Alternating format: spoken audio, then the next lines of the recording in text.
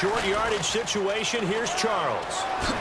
And he's going to have a first down as he's brought down at the 44-yard line. It's a 9-yard gain, and it keeps the drive moving. Everyone understood their role on that play. 3rd and 1. You know the defensive guys, they're trying to get down and get low and get leverage on the offensive lineman, but they didn't allow that to happen. They created a crease and allowed him to get through for a first down. As they've done all day, they run with Charles. 5 yards is the tally on first down. That brings up 2nd and 5. And that's exactly what you want on a first down run. Pick up 5 yards, bring up 2nd and 5. The defensive line, though, they've got to figure out a way to out-leverage the guys up front because the offensive line is winning at the point of attack. Back now in Seattle, Washington. It's 49er football, but some ground to cover. They find themselves behind as we hit the 4th and final quarter.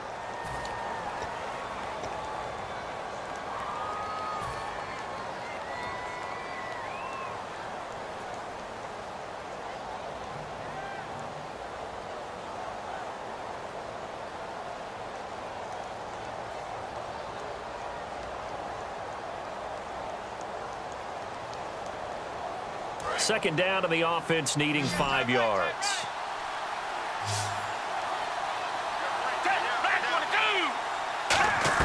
They'll try to throw here. Gabbert into heavy traffic, and it's intercepted. Picked off by the free safety, Eric Berry. And he'll return this ball across midfield to the 47-yard line. The Seahawks offense now, they get ready to head back onto the field. And they will simply, Charles, be looking to duplicate what they did last drive when they were able to push it in for 6. And they hope it'll be that easy, right? To be able to take exactly what happened before, replicate it. They have to make a few additional changes along the way because I'm sure the defense will make some adjustments, but they've got to have great confidence having scored the last time out. Simple slant route, and partner, really nice hard throw by the quarterback. Nice timing between the quarterback and the receiver. They were perfectly in sync, and he put it right on him on the inside route. They'll run it now out of the gun. That's going to go as a loss of a yard, and it'll be 2nd down. I once had a defensive player in the NFL tell me, if I beat and dominate the guy across from me, I'm helping my team. Well, winning one-on-one battles is always a part of the game, but when you have good team defense, as we just saw there, one broken tackle, but he didn't get away because the rest of the guys arrived to put him on the ground. On 2nd down, here's Wilson. Got a man over the middle, and it's complete. They call it a gain of 19, and it moves the chains.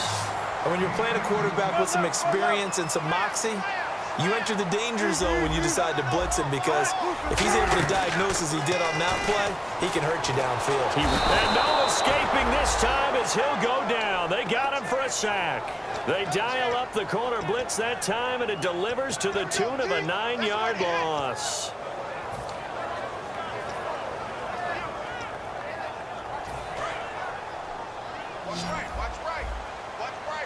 One receiver left, 3 to the right. From the gun, it's Wilson. This will be caught inside the 10. And he's going to be brought down just shy of the 5 at the 6. That looked like a pretty good route combination there because you've got to find a way to clear the guy running the drag because when you do, you can just put the ball on him and then let him run. Yeah, he's got some space.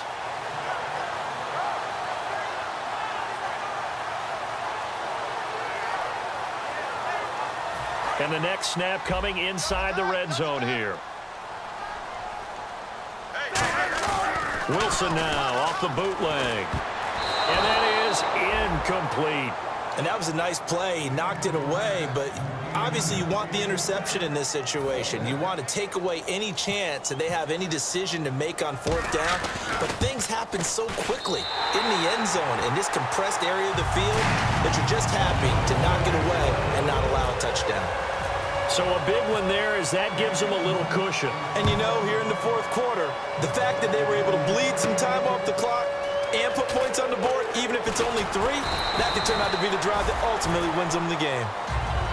And San Francisco gets set to go here. And following the interception, we'll see what they can put together on this drive. I can hear my old college coach right now.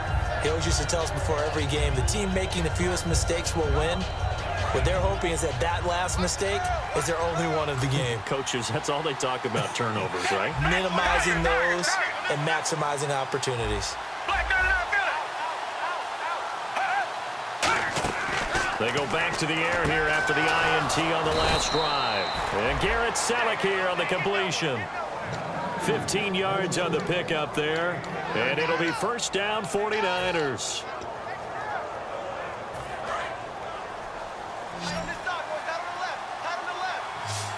And the D-line pinching together must be expecting the run. Gabbert now to throw on first down. He's going to flip that out to the flat. It's complete. It'll be a gain of 9, and that'll make it second and short. Everyone's got to be able to catch the football. Doesn't matter what position you play, but if you're on offense, be aware a ball may come your way.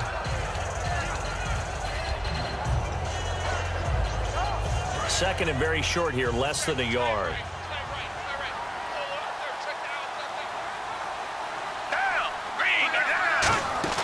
Play fake.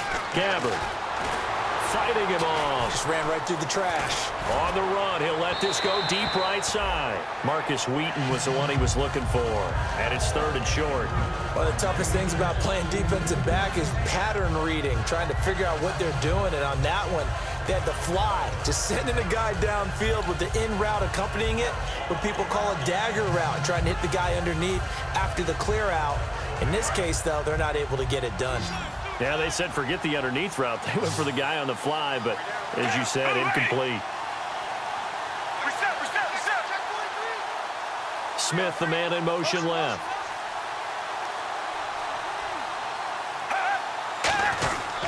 Now Jamal Charles on third down. No gain there on the play, and that's going to leave him with a fourth down. But he was stopped on that play. He's had plenty of carries all afternoon. Every now and then the defense is going to win one, but I don't think they'll shy away from handing it to him the rest of the game.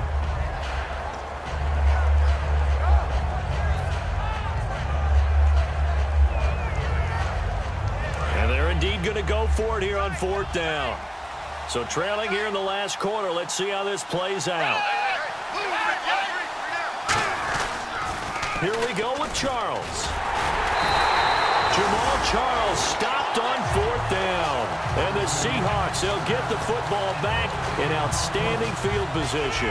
So still over 3 minutes remaining in this game. But, boy, not getting that when that hurt. That's a little bit demoralizing, so they have to be careful about that because still have an opportunity if they can get some things done on defense. But now, since they've taken over on downs, a team with the ball, guess what? Going to 4-minute offense, maybe they can put this thing away. Give him 9 on the carry that time, and they're set up with a 2nd and 1. I know you're trying to wring every yard out of a run, but I think 9 yards there is ideal in this situation. Yeah, now next couple plays, you only need 1 yard. Keep that clock rolling with a lead here in the fourth. Yeah, and what you're saying is maybe if it takes you 1 or 2 more runs to get the first down, that's extra time, extra plays. Really hurts the team on defense. They'll lose a yard, and it brings up third. And in this situation with the lead, fourth quarter, they're liking keeping the ball on the ground, I'm sure. It's just smart football, but you know the defense has to know it as well. They've got to stop them here. So now we're going to see that loading the box in a big way.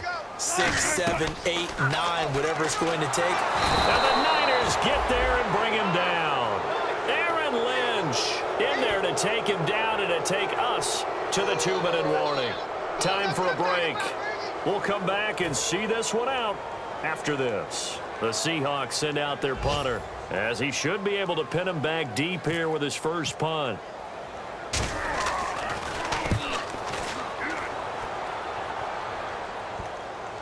And did he put that on a dime? He did. Wow, out of bounds at the 1-yard line.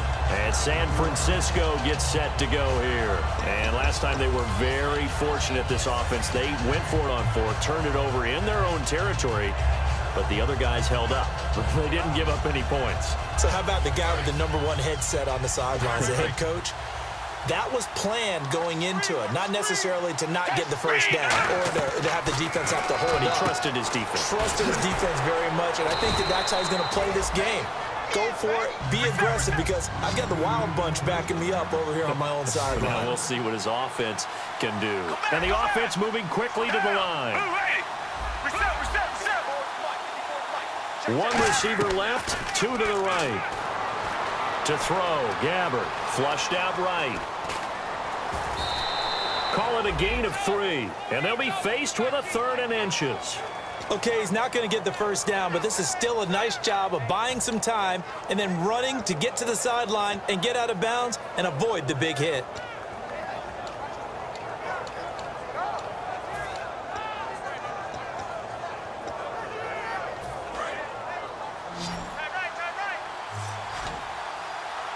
And now the Seahawks are going to take a timeout here on defense. It's just their first. They've got 2 more to use here in the final stages.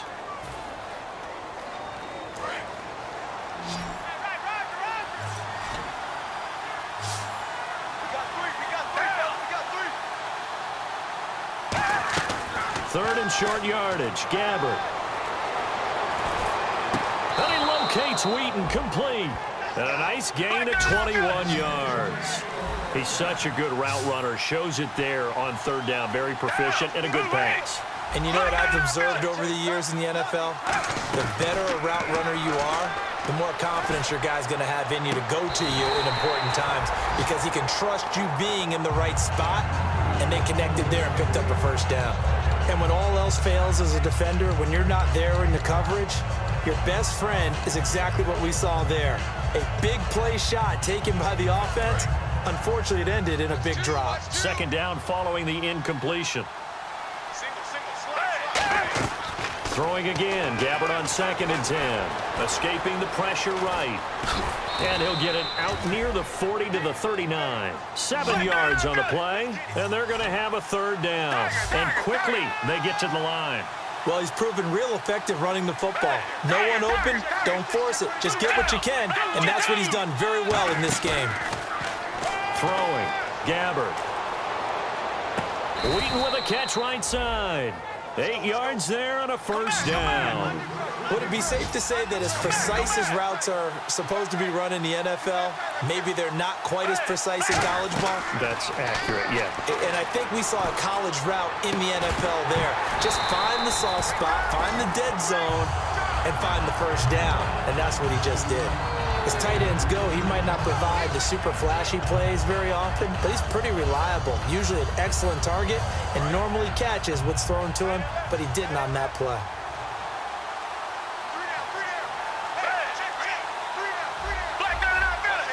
And some changes here as the D-line separates some. And this is intercepted, and that should do it. Picked off by Jason Verrett. Obviously disappointing, but you had to go for broke here, down 2 scores. So that forced you to make some throws you definitely wouldn't want to make. And I think this interception is going to pretty much write an end to this one.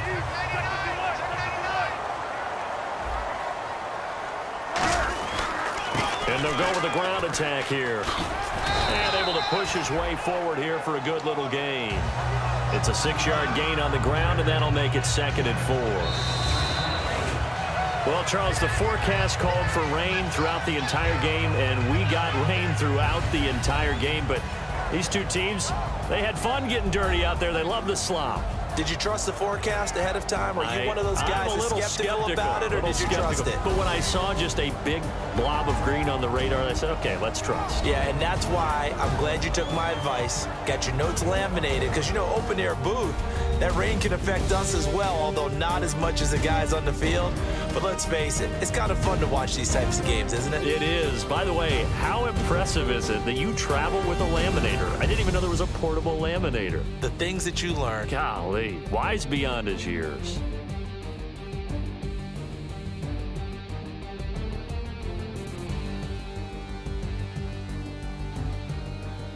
So that'll just about do it for Charles Davis. I'm Brandon Gaudin. You've been watching the NFL on EA Sports. For more, log on to easports.com.